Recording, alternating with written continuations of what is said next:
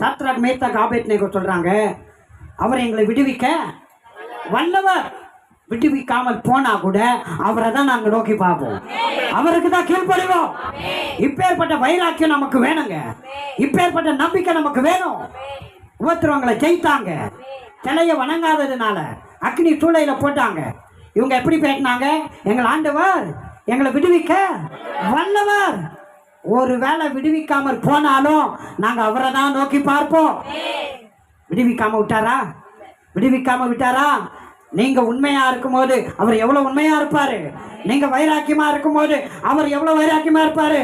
நீங்க கொஞ்சம் வைராக்கியமா இங்க இருந்தீங்கன்னா உங்களுக்காக வைராக்கியமா இறங்கிடுவாரு.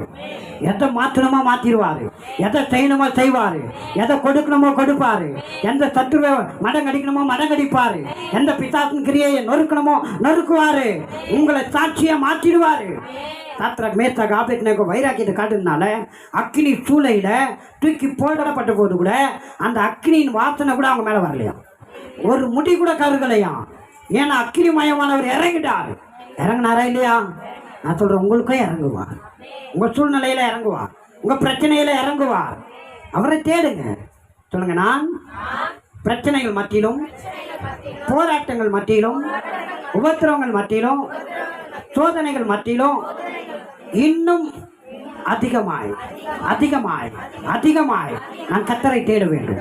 அழுகையோட அல்லது புலம்பலோட கண்ணீரோட உபவாசத்தோட நான் அவரை நோக்கி பார்க்கணும்.